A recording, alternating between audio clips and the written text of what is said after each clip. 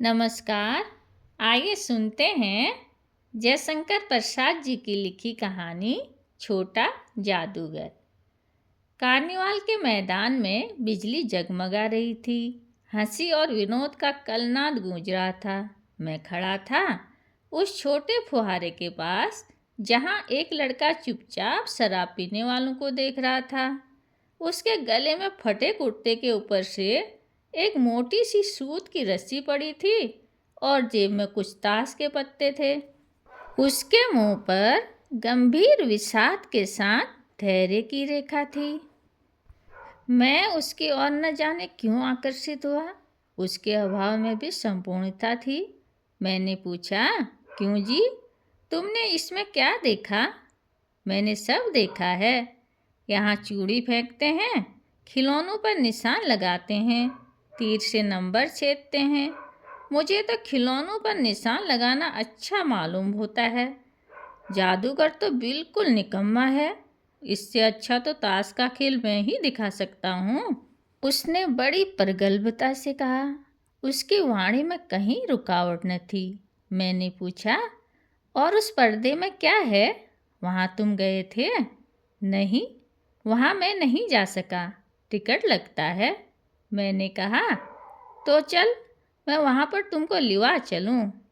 मैंने मन ही मन कहा, भाई, आज के तुम ही मित्र रहे।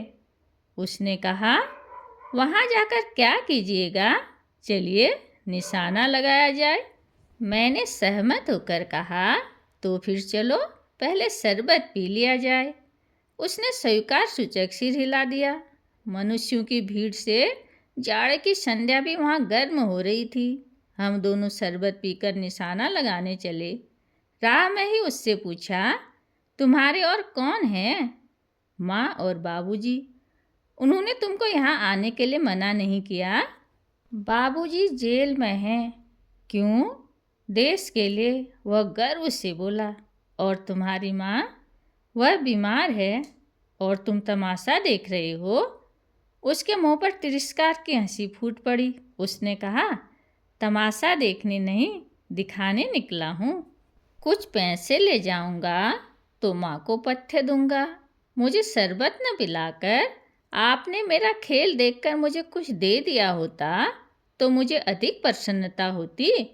मैं आश्चर्य से उस 13-14 वर्ष के लड़के को देखने लगा। हाँ, मैं सच कहता हूँ बाबूजी, माँ जी बीमार है, इसलिए मैं नहीं गया। कहाँ? जेल में। जब कुछ लोग खेल तमाशा देखते ही हैं तो मैं ही क्यों न दिखाकर माँ की दवा करूं और अपना पेट भरूं। मैंने दीर्घ निश्वास लिया। चारों ओर बिजली के लट्टू नाच रहे थे। मन व्यग्र हो उठा। मैंने उससे कहा, अच्छा चलो निशान लगाया जाए। हम दोनों उस जगह पर पहुँचे जहाँ खिलौनों को गेंदों से गिराया जाता था। मैंने 12 टिकट खरीदकर उस लड़के को दिए। वह निकला पक्का निशानेबाज। उसका कोई गेंद खाली नहीं गया। देखने वाले दंग रह गए। उसने 12 खिलौनों को बटोर लिया, लेकिन उठाता कैसे? कुछ मेरी रुमाल में बांधे, कुछ जेब में रखे गए। लड़के ने कहा, बाबूजी, आपको तमाशा दिखाऊंगा, बाहर आइए, मैं चलता हूँ। वह 9 तो 11 हो गया। मैंने मन ही मन कहा, इतनी जल्दी आंख बदल गई। मैं घूमकर पान की दुकान पर आ गया। पान खाकर बड़ी देर तक इधर उधर टहलता देखता रहा। झूले के पास लोगों का ऊपर नीचे आना देखने लगा।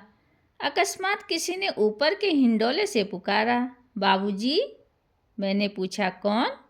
मैं हूँ, छोटा जादूगर। कलकत्ते के सुरम्य बोटानिकल उद्यान में लाल कमलिनी से भरी हुई एक छोटी सी झील के किनारे घने वृक्षों की छाया में अपनी मंडली के साथ बैठा हुआ मैं जलपान कर रहा था। बातें हो रही थी। इतने में वही छोटा जादूगर दिखाई पड़ा।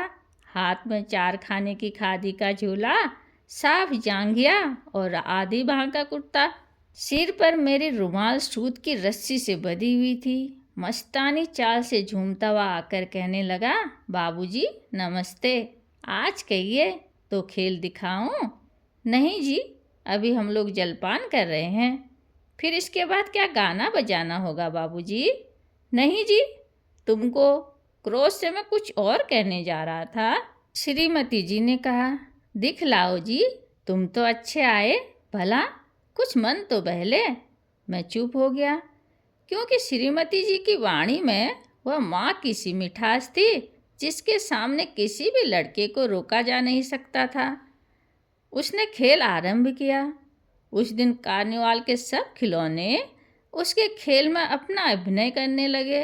भालू मनाने लगा, बिल्ली रूठने लगी, बंदर घुड़कने लगा, गुड़िया का ब्याह हुआ, गुड्डा और काना निकला। लड़के की वाचालता से ही अभिनय हो रहा था। सब हंसते हंसते लोटपोट हो गए। मैं सोच रहा था, बालक को आवश्यकता ने कितने शीघ्र चतुर बना दिया। यही तो संसार है। ताश के सब पत्ते लाल हो गए, फिर सब काले हो गए। गले की सूत की डोरी टुकड़े टुकड़े होकर जुट गई। लट्टू अपने से नाच रहे थे। मैंने कहा, अब हो चुका, अपना खेल बटोर लो, हम लोग भी अब जाएंगे। श्रीमती जी ने धीरे से उसे 1 रुपया दे दिया। वह उछल पड़ा। मैंने कहा, लड़के, छोटा जादूगर कहिए, यही मेरा नाम है, इसी से मेरी जीविका है।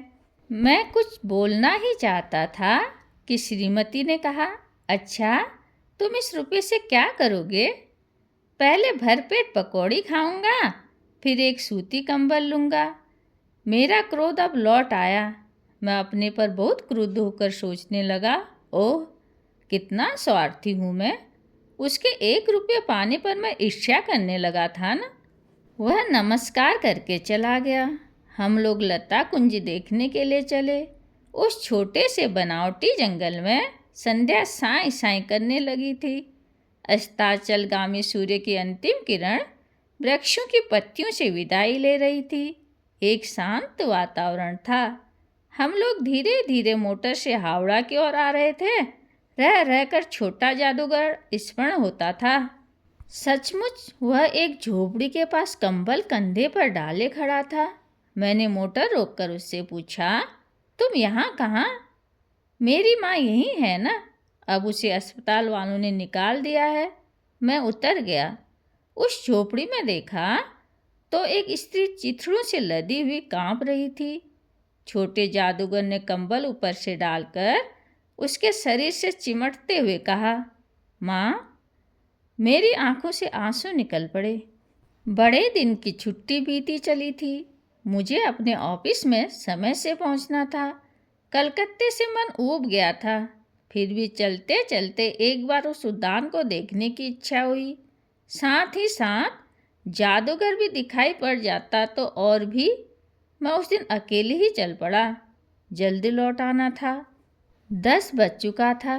मैंने देखा कि उस निर्मल धूप में सड़क के किनारे एक कपड़े पर छोटे जादूगर का रंगमंच सजा था। मोटर रोककर उतर पड़ा। वहाँ बिल्ली रूठ रही थी। भालू मनाने चला था। ब्याह की तैयारी थी। यह सब होते हुए भी जादूगर की वाणी में वह प्रसन्नता की तरी नहीं थी। जब वह औरों को हंसाने की चेष्टा कर रहा था, तब जैसे वह स्वयं कांप जाता था, मानो उसके रोए रो रहे थे। मैं आश्चर्य से देख रहा था। खेल हो जाने पर पैसा बटोरकर उसने भीड़ में मुझे देखा। वह जैसे क्षण भर के लिए स्फूर्तिमान हो गया। मैंने उसकी पीठ थपथपाते हुए पूछा, आज तुम्हारा खेल जमा क्यों नहीं? माँ ने कहा कि आज तुरंत चले आना। मेरी घड़ी समीप है, अविचल भाव से उसने कहा। तब भी तुम खेल दिखलाने चले आए? मैंने कुछ क्रोध से कहा। मनुष्य के सुख दुख का माप अपना ही साधन तो है। उसी के अनुपात से वह तुलना करता है। उसके मुंह पर वही परिचित तिरस्कार की रेखा फूट पड़ी। उसने कहा, क्यों ना आता? और कुछ अधिक कहने में जैसे वह अपमान का अनुभव कर रहा था। क्षण भर में मुझे अपनी भूल मालूम हो गई। उसके झोले को गाड़ी में फेंककर उसे भी बैठाते हुए मैंने कहा, जल्दी चलो।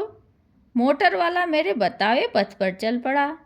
कुछ ही मिनटों में मैं झोपड़े के पास पहुंचा। जादूगर दौड़कर झोपड़े में माँ माँ पुकारते हुए घुसा। मैं भी पीछे था, किंतु स्त्री के मुंह से बे निकल कर रह गया। उसके दुर्बल हाथ उठकर गिर गए। जादूगर उसे लिपट कर रो रहा था। मैं स्तब्ध था। उस उज्जवल धूप में समग्र संसार जैसे जादू सा मेरे चारों ओर नृत्य करने लगा। धन्यवाद।